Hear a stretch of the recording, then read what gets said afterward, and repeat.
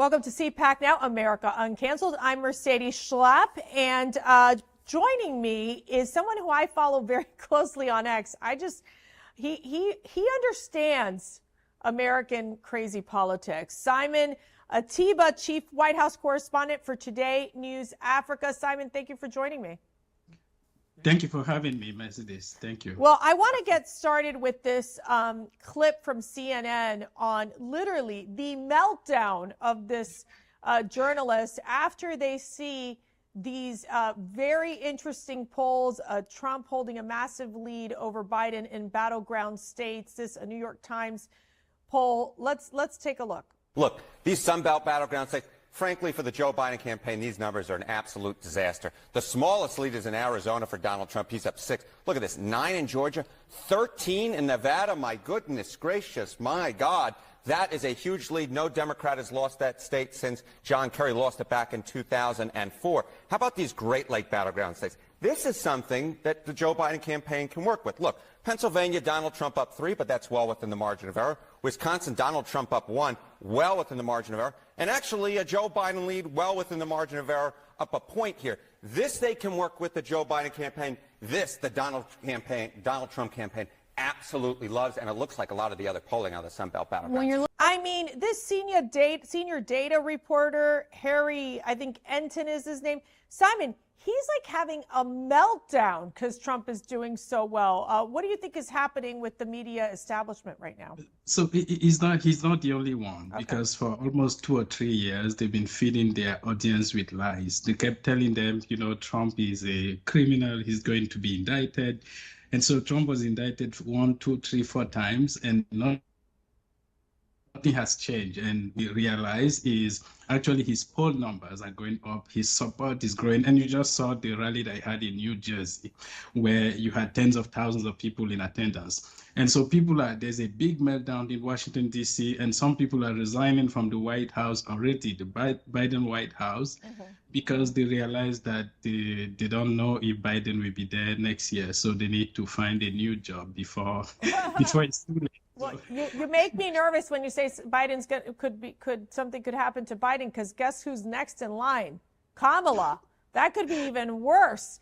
But going back to these poll numbers, I mean, this is really impressive. And, I know that there's a lot of these Democrats that say, oh, the polls don't matter. But this is a New York Times Siena poll basically saying Trump up in Nevada plus 13, Georgia plus 9, Arizona plus 6, Pennsylvania plus 3, Trump up in Wisconsin plus 1. That we need to see if those numbers can get better. But what do you think is driving these numbers for President Trump? I think most people talk about the economy. People remember that they had, including black people, white people, black people, brown people, they realized that they were better off when President Trump was in power. And, looking back, it happens to us also when you don't really appreciate what you have until you lose it. And when you lose it, you look back and you realize that your life was actually better. And people realize that the economy is a key factor. Yeah. And people also realize that a lot of money is going to foreign wars, Ukraine, billions of dollars, and the border, immigration. And they're like, no, we don't want this. We need someone who can actually fix the country. And they look back and they believe that President Trump can do that. And then there are court cases where, people believe that President Trump is being politically prosecuted. Right, yes. And so they rally around him. And I think those are the things that are driving his surge. You mentioned something really interesting, Simon. You said in one of the X posts, can someone please explain to me and to all those reading this around the world how a presidential candidate can be indicted 4 times and still draw such a massive crowd 78 days before Election Day on November 5th, 2024? How is this possible? I mean, you saw the photos in the Jersey Shore. It was literally like a Bon Jovi concert. It was crazy, the amount of people who showed up.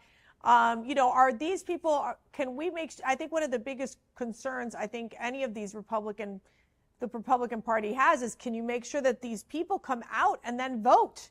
Because that seems to be the biggest issue. And one thing that I didn't mention there is that that city has only about 5,000 people. So you have close to 100,000 people coming to a city to attend a rally for for a president who has been indicted 4 times. And it shows you how people perceive those trials. People see them as being politically motivated, and he encourages them to attend the rallies and to even support President Trump more. And that's why you have panic in Washington, D.C., because people realize, oh my God, the indictment are not working. The end of democracy. That's their favorite line. Oh, they're gonna do it's Trump is gonna bring the end of democracy, and that doesn't seem to be working either. No, it's not working because people know President Trump was in power for 4 years. There was no foreign wars, no new foreign wars. There was stability in the world. Even the Middle East, with the conflict between Israel and Palestine, wasn't there. There was peace in the Middle East, and people are like, no, we don't. And the border it wasn't perfect, but the border was more secure than it is now. And people look back and they're like, no, we need to go back to the past. We need to go back to Trump. And so you see tens of thousands of people coming to attend the rally. Some of them got there at 7:30 a.m. Oh my! Even though President Trump was scheduled to speak at 5 p.m. So they got there 11, 12, 13 hours before his speech. You mentioned the black voter.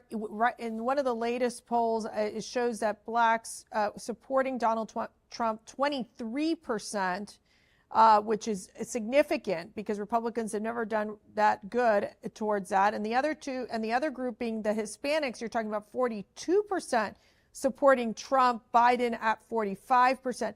It sounds to me like the Biden coalition is breaking down. This also young voters, which is shocking to me, 18 through 29, 46% supporting Trump. I mean, this is what is happening? Is it just an implosion of Joe Biden?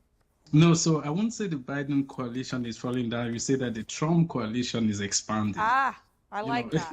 I like that. The Trump coalition is expanding. Yes. Before, he now has more black people who believe in him, more Hispanic people who believe in him. People look back to the past and they see the economy, they see their pocket, they see the crime, and they see stability, and they're like, no, we need to go back to Trump. And I think he's doing a good job, but also the trials. And I keep bringing that up when you try someone. I mean, people ask, why is President Trump the first president in more than 200 years to be tried? And actually, a lawyer for the government argued in court that because the former president didn't commit any crime, which yeah. There's breaking news, too, that the attorney generals want to see an investigation into the coordination between the White House lawyers and all of these Trump prosecutions. As we know, like Nathan Wade visited the White House counsel. I mean, there seems to be, it almost feels like that's where the big scandal lies with the Biden administration, is that they were, for a while, it seems to me like they're politically going after Trump. And if there's a coordinated effort there with the White House, that's very problematic. What are your thoughts? Yeah, it's a big scandal. You can see it, even the case in New York City. The whole thing is a sham.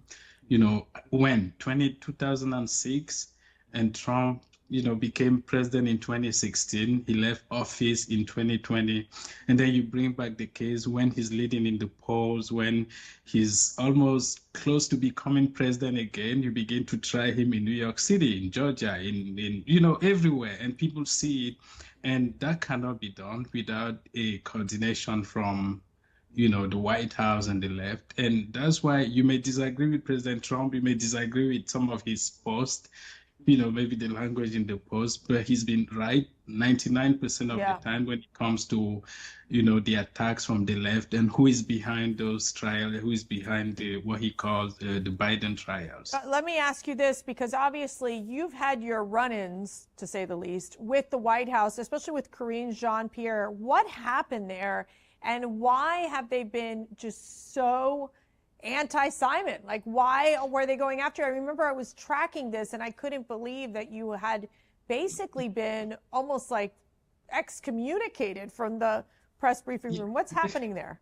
So I won't call it racism because, the left, they always claim that they love black people. As you see, I'm purely black, was born in Africa.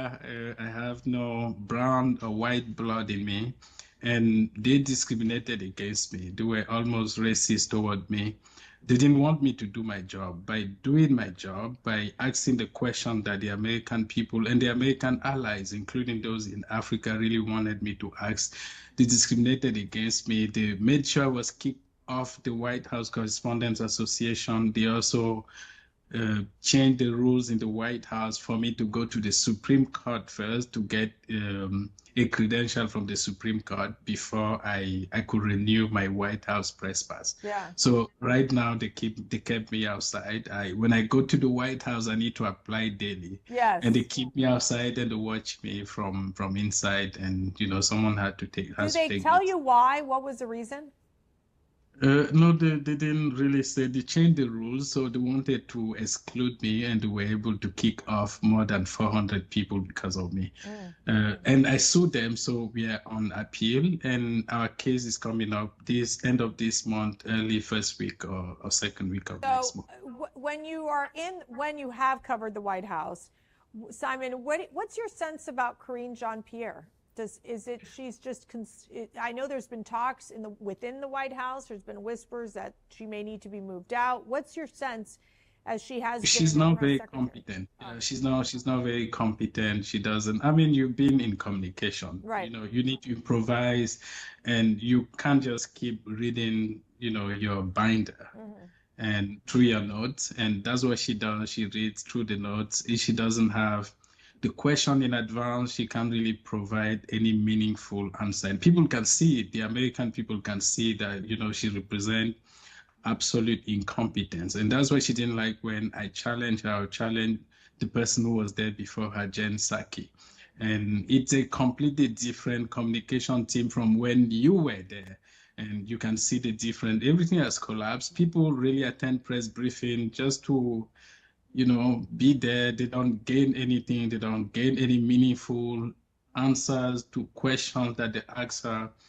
So she's not very competent. And, they've been trying to push her out.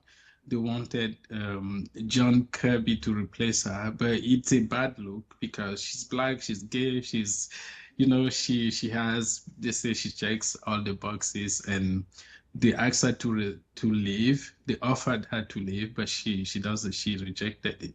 Looking inside the United States and reporting now in the United States, what do you see happening in our country?